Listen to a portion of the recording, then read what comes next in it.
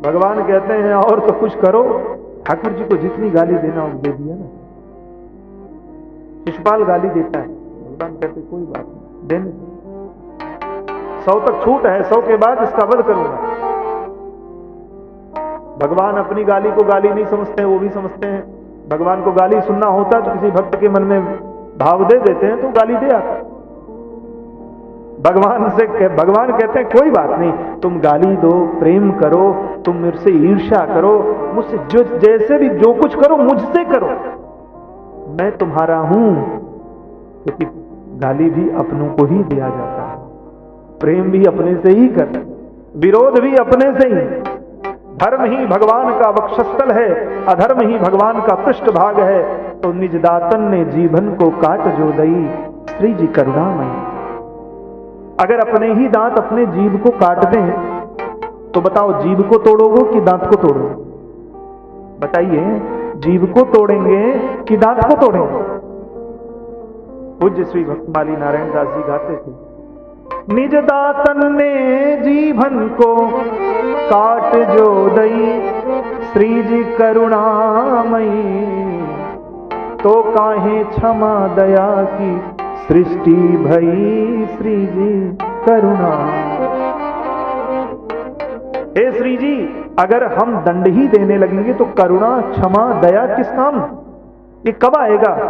हमारा तो स्वभाव है कि पाप करना ही है। लेकिन हे करुणा वरुणालय, आप तो करुणा करते हो। तो भगवान कहते हैं कुछ नहीं, न जीव को दंड देंगे न दांत को दंड देंगे, दोनों को दंड देंगे तो पीड़ा तो हम ही को होगी। इसलिए भगवान कभी मारते नहीं हैं, भगवान तो तारते हैं। ये तारने की कथा है, ये मारने की कथा नहीं है।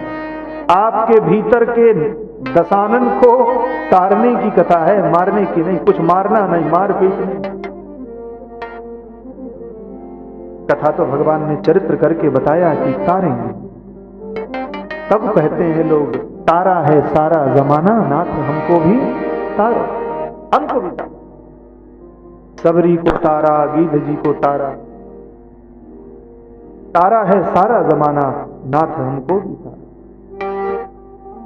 तरने का एक बहाना होना चाहिए, हमारे हृदय में भाव होना चाहिए। हम तरेंगे कैसे? जब तरने के लिए आगे आएंगे, जब भगवान की ओर सन्मुख होंगे। तो भगवान अपने भक्तों से बड़ा प्रेम करते हैं। गोस्वामी पाद तो कहते हैं, ठाकुर जी कहते हैं कि देखो, जे अपराध भगत कर करही, राम रोष पावक सोजरही। राम रोष पावक सोजरही। जे अपराध भगत कर करही, जो भक्तों का अपराध करेगा वो क्या होगा? बोले राम रोष पावक सोजरही।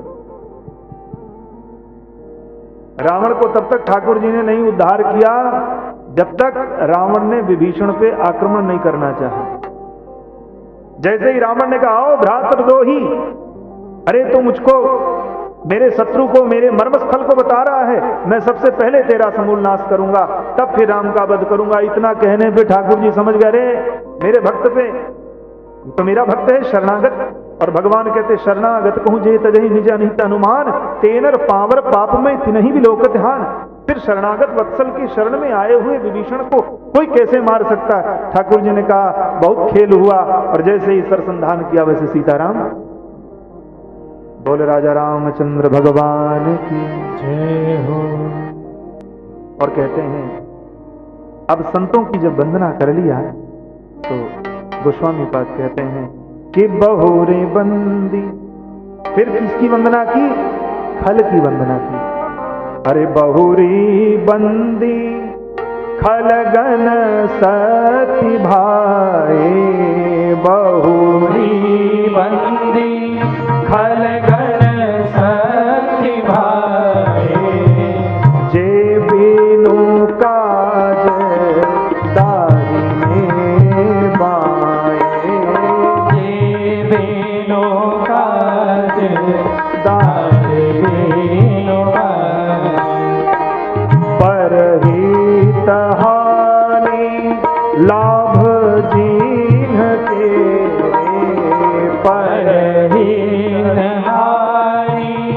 लाभ जीन तेरे, उजरे हरस विषाद बसे रे, उजरे हरस विषाद बसे, हाँ उजरे हरस विषाद बसे। बहुर बंदी खलगन सती भाई, खलों की वंदना की है। कैसे? बोले जो दूसरे के काम में टांग अड़ाने वाले, जो दूसरे के काम में टांग अड़ाने वाले, कोई भी काम हो तो टांग अड़ाना ही अड़ाना है। क्या कथा करा रहे हैं आप सीताराम? क्यों कथा करा रहे हैं? कथा कराने से क्या लाभ होगा? बुद्धि खराब हो गई है। कोई कथा सुनने जा रहा है, अरे कहाँ सुनने जा रहे हैं? तमाम सारी कथाएं आ रही, चैनल पे आ रही हैं, आप चेंज करो, देखो कुछ और सुनो, चलो होटल घुमाते। बिल्कुल मन को विकृत किए हुए ये खल है। खल का मतलब होता है जानते हैं क्या? खल का मतलब होता है जो खाए और लड़े, मतलब आप ही का खाए और आप ही से लड़े, वही खल है। जिस थाली का खाए उसी थाली में छेद करे, वही खल है। तो खल की भी वंदना की है गोस्वामी पाद ने कि बहुर बंद खलगन सती भाई, जे बिनु काज दाहिने उबाए। भैया खल लोग सावधान हो जाइए, मैं आपकी भी पूजा कर ले रहा हूं, जिससे हमारे इस राम कथा में बिल्कुल कोई व्यवधान मत डालिए, आपकी भी वंदना हो। ये ऐसी कथा है, ऐसी कथा है कि इसमें किसी को छोड़ा नहीं गोस्वामी तुलसीदास जी ने। और नहीं, परहित हानि, अपनी हानि हो जाए कोई बात नहीं, लेकिन दूसरे का लाभ नहीं होना चाहिए। अपने तो जिस प्रकार से कि पड़ोसी के घर में एक गैया आ गई तो उसके घर में एक गैया क्यों आई, अपने यहाँ दो आनी चाहिए। हे भगवान कृपा करते, हमारे यहाँ एक गैया है, पड़ोसी के यहाँ एक न बचे। हमारे एक गाड़ी है तो पड़ोसी के यहाँ तो न होती, तो कम से कम देख के सिहाता तो सही। हमारे पड़ोसी की तो दो गाड़ी है, अब किसी की दो गाड़ी तो बगल वाला परेशान, इसके दो गाड़ी है, भगवान करे कहीं भिड़ जाती। ठीक है, बड़ा दिखाता है कि गाड़ी है गाड़ी है गाड़ी। कहने का मतलब ये है कि बिना काज उजरे हर्ष विषाद बसे। हाँ, दूसरे को दुख देख करके ऐसा लगता है जैसे कि इनको कितना बड़ा संपत्ति मिल गया। हम आपका भी स्वभाव कुछ कुछ इसी प्रकार होता जा रहा, समाज का होता जा रहा। क्यों? क्योंकि राम जी और राम कथा से थोड़ी दूरी बना ली। नहीं, दूरी मत बनाइए, श्री राम कथा को सुनिए, समझिए, पढ़िए, गाइए। हम लोग गाने के लिए बैठे, और जिस तरह से गाएंगे, जितने भाव से गाएंगे उतना ही फल मिलेगा, उससे अधिक नहीं मिलेगा, उससे कम भी नहीं मिलेगा। लेकिन जिस भाव से गाएंगे, जिस भाव से सुनेंगे, वो भाव जरूर पुष्ट होगा। ये सत्य बता रहा हूं। ये कथा दूसरों के कल्याण के लिए नहीं, अपने कल्याण के लिए। इसीलिए गोस्वामी जी ने कहा, स्वांतः सुखाय तुलसी रघुनाथ, अपने सुख के लिए है। अब अपने अपने सुख सब लोग देख लें, किसको सुख किसमें मिलता है। मकान में, दुकान में, धन में, वैभव में, ऐश्वर्य में, कहां कहां सुख है? सुख कहीं नहीं है। गोस्वामी जी नहीं, गीता अगर पढ़ते हैं तो भगवान कृष्ण कहते हैं, हे अर्जुन, इदम अशाश्वतम दुखालय, यह अशाश्वत दुखालय है।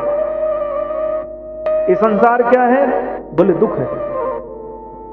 कैसा दुखी है? बाबा जी लिखते हैं कि दुख कैसा है? दुख वह है जो भीतर से परेशान रहे।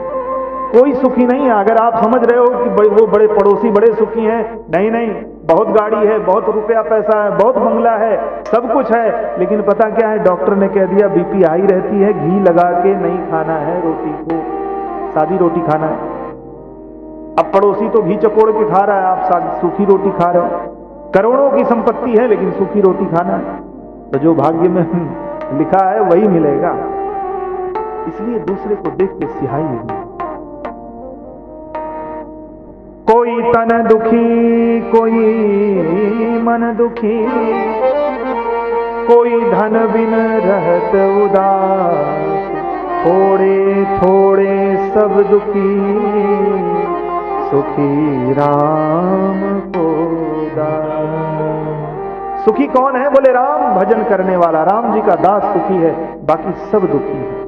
इदम अशाश्वतम दुखालय। हे अर्जुन, ये अशाश्वत दुखालय। अच्छा बताइए,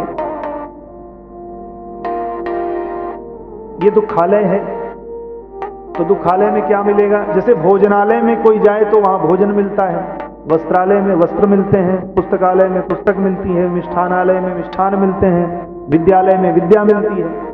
अब आप किसी पुस्तकालय में जाके कहिए, बोले भैया जरा गरम गरम 2 किलो रसगुल्ले पैक कर दीजिए, तो पुस्तकालय वाला कहेगा भैया गरम गरम रसगुल्ले यहाँ कहाँ मिलेंगे, ये तो पुस्तकालय है श्रीमान जी, आप किसी मिष्ठानालय पे जाइए, यहाँ तो पुस्तकें ही मिलेंगी।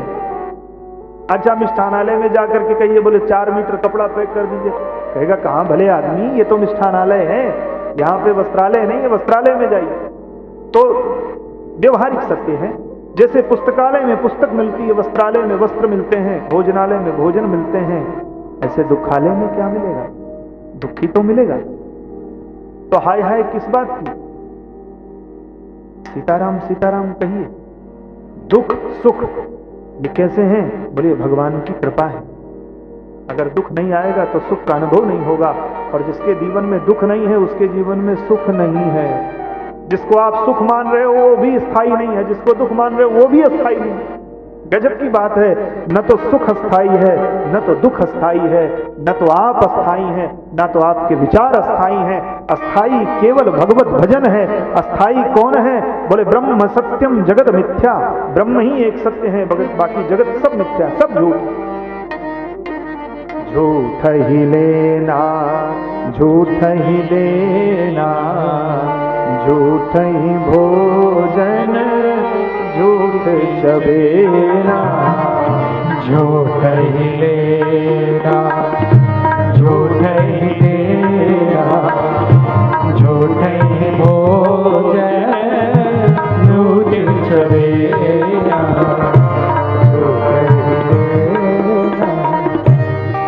झूठा ही लेना है, झूठा ही देना है, झूठा ही भोजन है, सब कुछ झूठा। अच्छा, तो सत्य क्या है? बोले ब्रह्म सत्यम, ब्रह्म ही एक सत्य है। कौन? सच्चिदानंद ही एक सत्य है। सच्चिदानंद का अभिप्राय, बोले सत धन चित धन आनंद, जो सत्य हैं, जो चैतन्य हैं, जो आनंद स्वरूप हैं। सत्य का मतलब जो तीनों कालों में रहे वही सत्य है। अच्छा, सत्य को हटा दिया जाए तो? बोले सत्य को हटा देंगे तो असत्य हो जाएगा, फिर असत्य से क्या काम, क्या अभिप्राय? ब्रह्म सत्य है, ब्रह्म सत्य नहीं है, सत्य स्वरूप है ठाकुर जी। इसीलिए इनका नाम है सत्यनारायण भगवान। बोलो सत्यनारायण भगवान की जय। सत्यनारायण है, आदि मध्यांत सत्य हैं, जो पहले भी थे, अभी भी हैं और आगे भी रहेंगे। हम लोग पहले थे नहीं, अभी हैं, आगे रहेंगे का कोई भरोसा नहीं। क्षणार्धम नैव जानामि विधाता किम करिष्यति। आधे क्षण में क्या विधाता करेगा किसी को कोई पता नहीं। इसलिए गोस्वामी तुलसीदास जी कहते हैं, बोले भैया सबकी वंदना करो। बंदों खल जस शेष सरोसा, सहस बदन बर नहीं पर लो। अरे सहस मुख से जो दूसरे का दोष वर्णन करता है उसकी भी वंदना की है।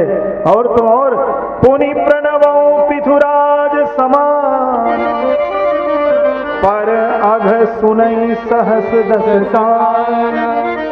अरे उनकी तो पृथुराज भगवान पृथु के समान उनकी वंदना की है, जो दूसरे के पापों को सुनते हैं। अच्छा, आपको एक मजे की बात बताएं, जो दूसरे के निंदा को सुनता है, जो निंदा करता है वो तो मेढक बन के जन्म लेता है, तो सत्य है। और जो दूसरे की निंदा सुनता है वो क्या होता है? बोले वो केवल सर्प बनता है। जैसे जो दूसरे की निंदा सुनता है ना, वो क्या होता है? वो सर्प बन जाता है, उसकी योनि फिक्स। तो ना निंदा सुनिए और ना निंदा करिए। इसलिए बाबा जी कहते हैं कि जो लोग दूसरे की निंदा सुनते हैं वो निंदा सुनते नहीं हैं, करते हैं वो तो दूसरे का जो निंदा करते हैं, तो जो निंदा करने वाले का पाप, निंदा जिसकी कर रहे हैं, निंदक को, निंदा करने वाले को, जिसकी निंदा वो कर रहा है उसका सारा पाप उस पे चला जाता है, और जो निंदा करता है निंदक का पुण्य वो निंदनीय व्यक्ति पे चला जाता है। इसलिए कभी किसी की निंदा नहीं करना चाहिए। वो बड़े अच्छे हैं, वो बड़े खराब हैं, वो बड़े गड़बड़ हैं, वो बड़े अच्छे हैं, ये नहीं, कुछ निंदा मत करिए, स्तुति करिए, निंदा मत करिए। निंदा से हमारे मन का जो पाप है ना, वो आप दूसरे का पाप अपने सर पे ले रहे हैं। जिसकी निंदा करेंगे उसका पाप आपके पास आ जाएगा, आपका पुण्य उसके पास चला जाएगा। ये प्रैक्टिकली है, करके देख लीजिए। जिसकी निंदा आप रोज करते हैं ना, वो आपसे भले ना मिला हो, लेकिन आपको देखेगा तो समझ जाएगा कि ये मेरे निंदक हैं, और आपसे कहीं ना कहीं कभी ना कभी उसका विरोध हो जाएगा। इसलिए निंदा न करें। गोस्वामी जी कहते हैं, मैं पृथुराज के समान, जैसे पृथु जी ने भगवान से मांगा था कि मुझे भगवत कथा सुनने के लिए 10,000 कान दे दिए जाएं, ऐसे ही गोस्वामी जी कहते हैं उन खलों की भी वंदना करते हैं जो 10,000 कान लगा लगा के सुनते हैं, कमरे में सुनते हैं, क्या बात हो रही है, अभी क्या दोनों बात कर रहे हैं, बाहर जाएंगे वहां भी सुनेंगे, रुक के सुनेंगे। ये क्या है? ये भी खल का परिचय है। बहुर सक्त सम विनवते संतत सुरानी कहित वचन वज्र जहि सदा प्यारा, सहस नयन पर दोष निहारा। जिसके वचन वज्र के समान है, जो कभी मीठा बोलता ही नहीं है, ऐसे लोगों की भी वंदना किया है। और जो सहस बदन सहस नयन पर दोष निहार, जो अपने 1000 आंखों से दूसरों का दोष देखते हैं। केवल दोषी कुछ लोग होते हैं, यहां भी होंगे, कुछ लोग होंगे जो दोष ही देखते हैं, दूसरे का दोष देखते हैं। मानस जी देख के पढ़ रहे हैं, व्यास जी, मानस जी तो देख के पढ़ रहे हैं, बिल्कुल देख के पढ़ना चाहिए। फलाने की कथा ज्यादा अच्छी थी, इनकी कथा उतनी अच्छी नहीं लगी।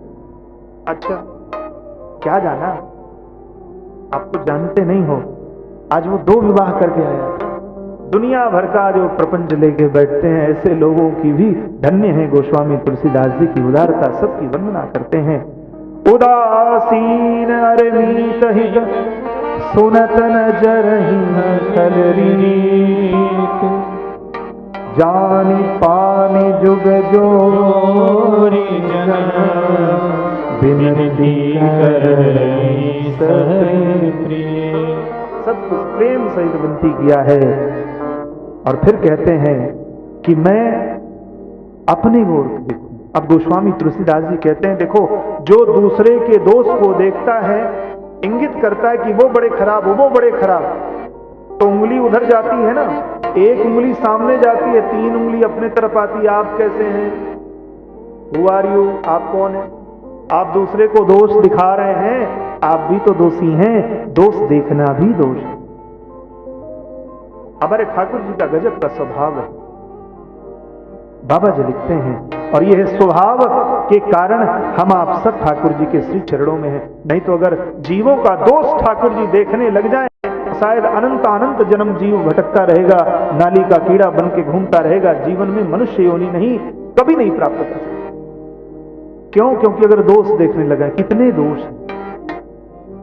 हम लोग दोष गुण दोषमय हैं, हम लोग गुण दोष में सने हुए हैं, गुण भी है दोष भी है। ऐसा ही ब्रह्मा जी ने बनाया है। तो इस गुण दोष को बनाने वाले ठाकुर जी से निवेदन करें कि हे प्रभु, हम सब दोषी हैं, मैं तो दोषी हूं, हम दूसरे का ठेका नहीं ले सकते, लेकिन मैं दोषी हूं, ठाकुर जी मेरे दोषों को क्षमा करें। कहते हैं ठाकुर जी दोष नहीं देखते कभी किसी का। यही ठाकुर जी में एक बड़ी अद्भुत विलक्षणता है। ठाकुर जी किसी का दोष नहीं देखते। बोले दोष कोई लेके आ, मेरे दोष देखना ही नहीं है, चूक नहीं करते। चूक कोई करके आए तो भी ठाकुर जी चूक देखते ही नहीं। बाबा जी वर्णन करते हैं क्या, कि प्रभु चित रहती न चूक किए की, प्रभु चित रहती न चूक किए की, हरि चित रहती न चूक किए की, प्रभु चित रहती न चूक किए की, करत सुरत सत भरत सुरत सत बार,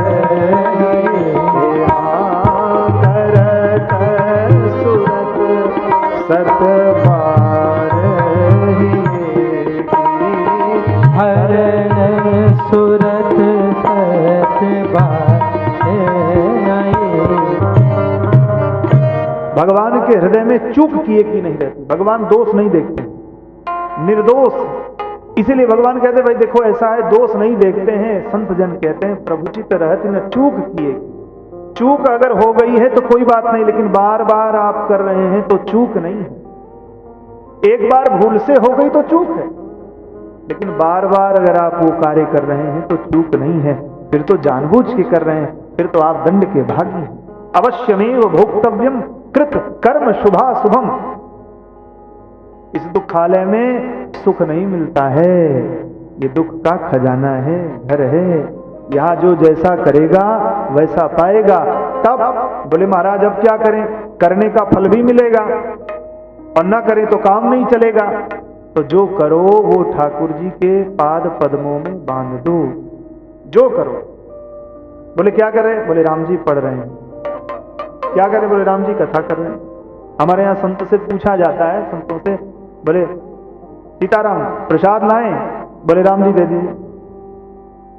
प्रसाद पाने, बोले राम जी, अपने राम तीन मूर्ति हैं। कितनी प्यारी भाषा है, अपने राम तीन मूर्ति हैं। कितने जन आए हैं महाराज जी आपके यहाँ प्रसाद पाने के लिए, बोले तीन मूर्ति आए हैं, अपने राम सीताराम तीन मूर्ति। ये भाव होना चाहिए, सब राम है। तब जब सब राम में आप जानेंगे तब ठाकुर जी आपको अपना मानेंगे। सिया राम में सब जग जानी, करहूं प्रणाम गोस्वामी जी सबकी वंदना करते हैं। बंदो संत सज्जन चरना, दुख प्रद भय बीच कछु बरना। सब संत संतों की वंदना की है। सबकी वंदना करते हुए गोस्वामी पाद कहते हैं कि भले ओ भलाई पैल है, लहई निचाई नीच, सुधा सराय अमरता गरल सराय। भले तो भले ही कार्य करेंगे, लेकिन जो नीच हैं वो नीचे ही कार्य करेंगे। तो भले भलाई लहई पर, लहई निचाई नीच। नीच तो हमेशा नीचता पे रहते हैं, लेकिन सुधा सरारी अमरता। जैसे सुधा को पीने से अमरता मिलती है, और विष को पीने से क्या मिलता है, बोले मृत्यु मिलती है। इसलिए हमें विष पीना है कि सुधा पीना है, ये भगवत कथा है। ये क्या है, ये कथा सुधामृत है। इसी कथा को सुनने के लिए देवता अनंत अनंत जन्म पुण्य करते हैं और कहते हैं धन्य मानो, तुमने एक बारे में बाजी मार ली। बड़े बड़े देवता भी मनुष्य योनि को प्राप्त करने के लिए सिहाते हैं और कामना करते हैं कि हम भी मनुष्य बने तो भगवान की कथा करेंगे, कथा सुनेंगे, क्योंकि कथा इस लोक में ही है, उस लोक में नहीं है। वो तो वैकुंठ है, वो तो स्वर्ग है। स्वर्गादि लोकों में जाने के लिए पुण्य करना होता है। जब तक पुण्य की माला हरी रहती है तब तक हम स्वर्ग में रहते हैं। स्वर्ग में ऐसा नहीं कि आपको अमृत पिला दिया गया तो आप जीवन भर स्वर्ग ही में रहेंगे, ना ना। जैसे ही आपके जब तक पुण्य है तब तक आप स्वर्ग में हैं, स्वर्गादि लोकों में। और जैसे ही आपके पुण्य क्षीण हुए तो शास्त्र कहता है क्षीणे पुण्य मर्तलोकम विसंति। जैसे ही पुण्यों की माला हरी माला सूखी तो ऊपर से इंद्र बाबा ढकेल देंगे, जाओ नीचे अपने कर्मों के अनुसार, पुनरपि जन्मम पुनरपि मरणम, जाओ फिर आना। तो स्वर्गादि लोकों में भी व्यक्ति अभयत्व को नहीं प्राप्त कर सकता है, वहां भी भय बना है।